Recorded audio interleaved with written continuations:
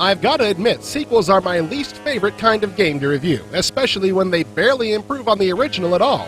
What are we supposed to talk about? I know what you mean. I didn't really enjoy the first Ravenloft anyway, and there are plenty of things I would have rather done than play this one. I'm happy to report, though, that this is simply a better game than its predecessor, and it actually had me hooked for a while. Nobody can generate more revenue out of one game interface than SSI. Stone Prophet is the third game to use their new 3D real-time adventure system. It's not exactly the same system used in the previous two, though. A few minor adjustments have been made to allow for flying during combat and some other things.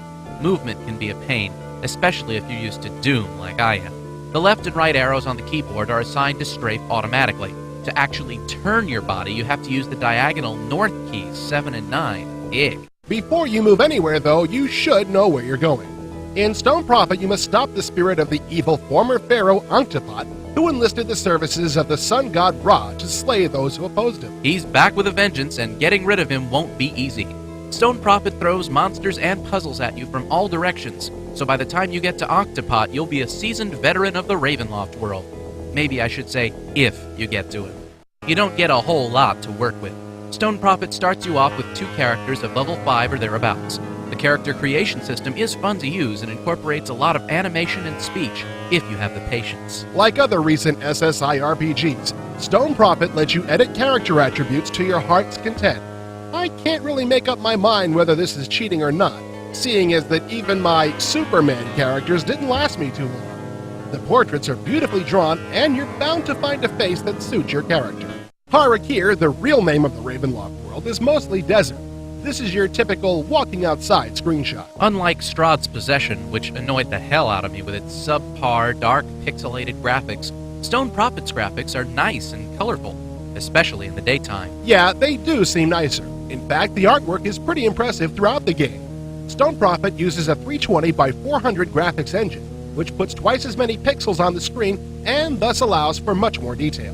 Nice touch. This here is a vulture, which will eat your head, unless you swing at him repeatedly. Like the rest of the game, combat is real-time. Melee combat is pretty simple. You just click on a weapon icon over and over.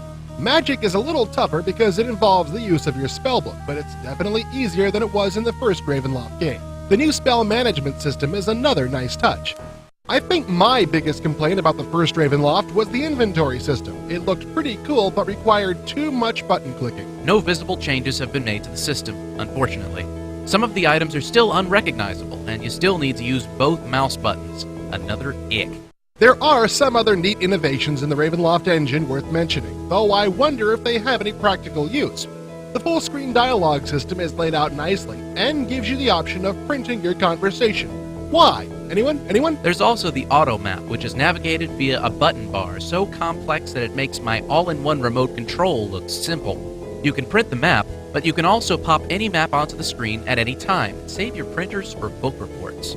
I think that covers it. I hope we've actually said something during these past few minutes. Here's the bottom line, folks. Stone Prophet is basically another SSI RPG. Like most SSI RPGs, it's above average in most respects. 1 or 2 large flaws keep it from being a superb game, so you will or won't like it depending on how well you can overlook those flaws. We'll probably keep playing it, and if you've gotten this far into the review, you should probably try it out too.